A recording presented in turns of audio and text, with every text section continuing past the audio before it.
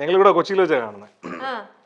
വളരെ ഇല്ലില്ല വളരെ ആക്ഷനിലായിട്ട് കണ്ടതാണ് ഞങ്ങള്. വളരെ യാദൃശികമായിട്ട് ഞാൻ വേറൊരു പരിപാടിക്ക് പോകുന്നതിനിടയിൽ ഈ പറഞ്ഞ പോലെ അവിടുത്തെ ലോബിയിൽ വെച്ച് കാണുകയും അതെ അതെ അതെ ഏറെക്കുറെ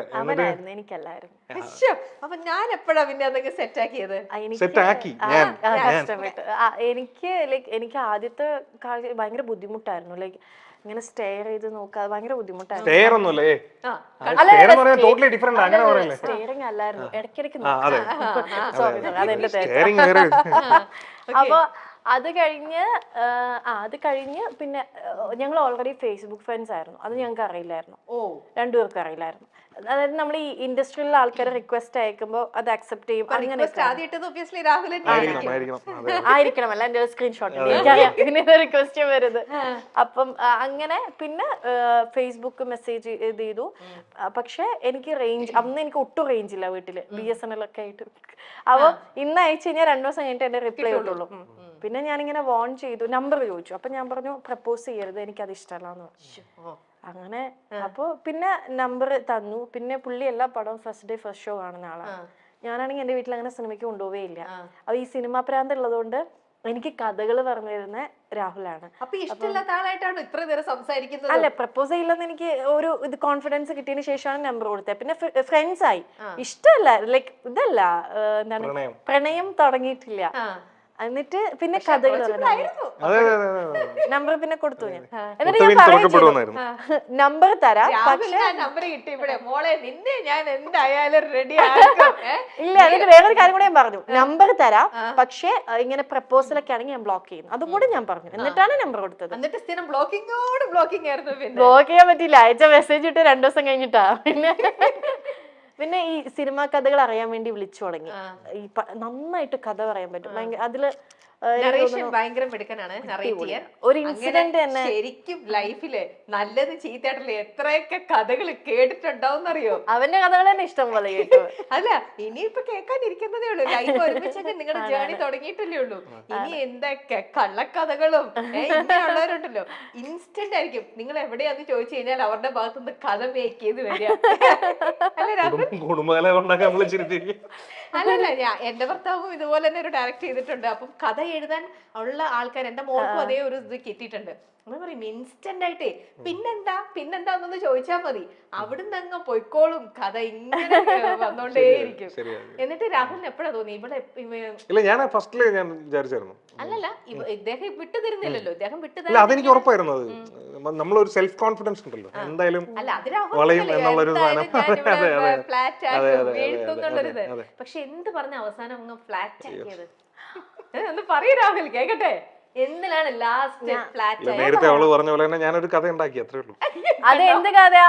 ബ്രേക്കപ്പ്, ലാസ്റ്റ് ബ്രേക്കപ്പിന്റെ കഥ. ഞാൻ വിശ്വസിച്ചു. അതിലൊരു 30-40% സത്യമായിരുന്നു, ബാക്കി 60 ഞാൻ എന്റെ കയ്യിൽ നിന്നിട്ട് ഒരു കഥ. അതില് ഞാൻ വീണു. ഞാൻ വിരിച്ചൊരു പാവ മനുഷ്യൻ. അപ്പൊ അതില് പെണ്ണ് എന്നെ ഇട്ടിട്ട് പോയി എന്നുള്ള രീതിയിൽ ഞാൻ ഇങ്ങനെ ഡൗൺ ആയി. സഹായിക്കൂ, എന്നെ മാനസികമായി സഹായിക്കൂ, സപ്പോർട്ട് ചെയ്യൂ, എന്നെ സപ്പോർട്ട്. അയ്യോ, ആണോ? എങ്ങനെ വിളിക്കണേ? നന്ദൂന്ന്. ആണോ? അന്നേ വിളിച്ചിരുന്നത് ആ പേരാണോ? ആണ്. കാരണം ഇവന്റെ അമ്മ അത്യാവശ്യം എന്റെ അടുത്ത് കമ്പനി ആയിരുന്നു. അപ്പൊ ഇപ്പഴും ഞാൻ പപ്പാമ്മ വിളിക്കുക. പപ്പാമ്മ നന്ദൂന്നാണ് വിളിക്കുക. അവന്റെ ഫ്രണ്ട്സ് മൊത്തം നന്ദൂന്നാ വിളിക്കുക. ആണ്. നാട്ടിലും വീട്ടിലൊക്കെ നന്ദുവാണ്. ഞാൻ ചിന്നുവാണ്. ലൈക്ക് അപ്പൊ പിന്നെ നമ്മൾ അങ്ങനെ തന്നെ വിളിക്കാൻ തുടങ്ങി. എന്നെ ക്ലോസ് ആയിട്ടുള്ള എല്ലാരും ചിന്നുവെന്ന് വിളിക്കാം. അങ്ങനെ തന്നെ നാട്ടില് ഫ്ലെക്സ് നന്ദു.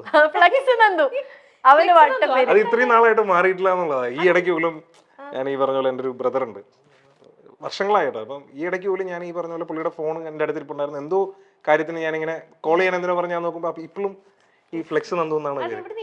ഫ്ലെക്സ് എന്ന് പറഞ്ഞാൽ എന്താ അറിയാലോ? എന്താ നമ്മുടെ ഫ്ലെക്സ്, ഹോർഡിങ്സ്, ഫ്ലെക്സ്. നിങ്ങളുടെ അടുത്ത് ഒരു കാര്യം പറഞ്ഞാൽ ഏകദേശം നാട്ടുകാരെ മുഴുവൻ അതുപോലെ അറിയിക്കുന്നത് കൊണ്ടാണ്. ഞാൻ ഏകദേശം ഒരു 6th to 7th പഠിക്കുന്ന മുതല് ഞങ്ങളുടെ ചെമ്പകശ്ശേരി എന്ന് പറഞ്ഞൊരു സ്ഥലമാണ്.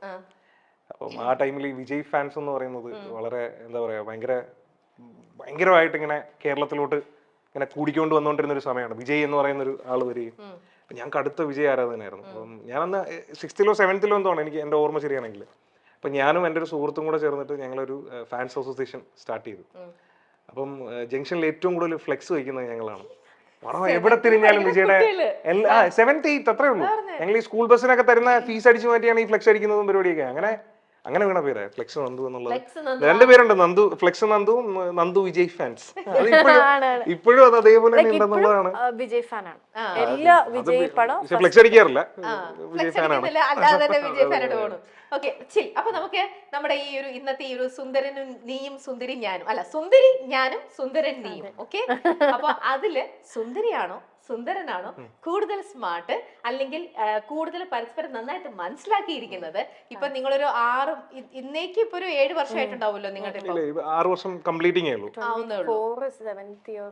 തുടങ്ങുന്നേ ഉള്ളൂ.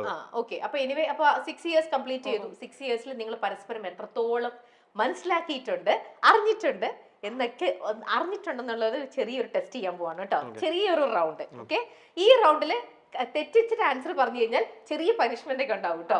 ചെറുതായിട്ട് നമുക്ക് അഫോർഡ് ചെയ്യാൻ പറ്റുന്ന പനിഷ്മെന്റേ ഉള്ളൂ.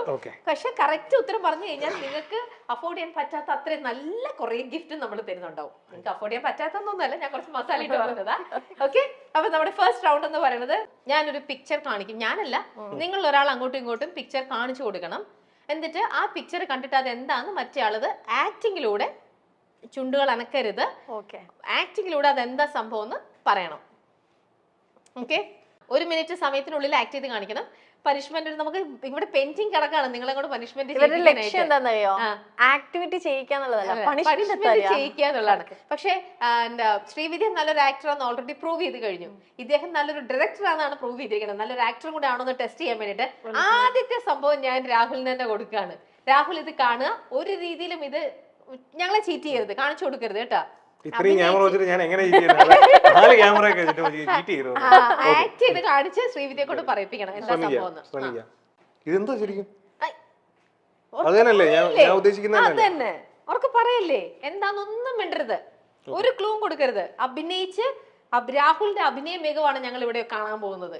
Okay, come on Rahul, ready? ശ്രമിക്കൂ, പിന്നെന്താ. നല്ലൊരു ഡയറക്ടർ, എത്ര പേരെ കൊണ്ട് അഭിനയിപ്പിക്കാനുള്ള ആളാണ്. ഞാനല്ല അഭിനയിച്ച് കാണിക്കുന്നത്. അതെ, ചെയ്യൂ. തുടങ്ങിക്കോ. തിന്ന സാധനം എന്ത് പെട്ടെന്നാ? അയ്യോ, ഇങ്ങനെ ഒഴുകി നിൽക്കും. അങ്ങനെ ഒഴുകുന്ന ഒരു സാധനം. പാനീയമാണോ? പാടുന്നതാണോ?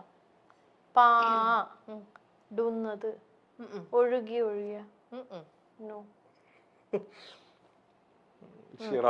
ഇതൊരു പഴത്തിന്റെ പേരാണ്. എന്ത് പെട്ടെന്ന് ആ ഷേപ്പിൽ നിൽക്കുന്ന ഒനിയൻ ആണോ? ഒനിയൻ പഴമല്ലേ, ആപ്പിൾ ആണോ? എനിക്ക് മനസ്സിലായില്ല. നീ ഇങ്ങനെ ചോദിച്ചാൽ ഞാൻ എന്ത് പറയും? പെട്ടെന്ന് ആൻസർ ചെയ്യാം. രാഹുൽ കറക്റ്റ് ആയിട്ട് തിന്നുന്ന സമൂസയാണോ? മനസ്സിലായിട്ടില്ല. തിന്നുന്ന സമൂസ. ഇത് കൊറേ സമൂസ ഉണ്ട്, അതാ നീ കൊറേ കാണിച്ചത്. പാട്ടിന്റെ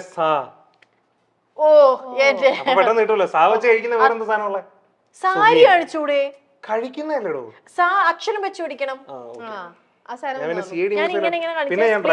സ്പ്ലിറ്റ് ചെയ്യാണെന്ന് കേട്ടോ അർത്ഥം.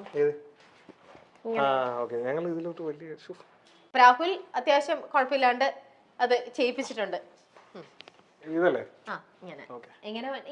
ഞാൻ കണ്ടു മാറ്റി വെച്ചു. മനസ്സിലായി, എങ്ങനെയാണെങ്കിലും മനസ്സിലാവും. ഇത് പറഞ്ഞില്ലെങ്കിൽ ഇവിടെ നമ്മളിപ്പോ ഇറക്കി വിടും. മിണ്ടരുത്, മിണ്ടാൻ പറ്റില്ല.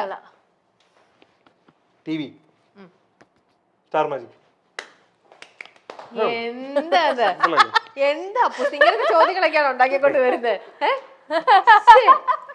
ഇനി അടുത്തത് വീണ്ടും ശ്രീവിദ്യയുടെ ടേൺ ആണല്ലോ. ഞാൻ പിടിക്കാം. ശ്രീവിദ്യ പിടിക്കുക, രാഹുൽ പറയാ. എല്ലാം വളരെ ഈസിയാ. കഥകളിയാ? ആണ്ട് കിടക്കണോ? ഈ സ്പൈഡർമാൻ ആണോ? അതന്നെ.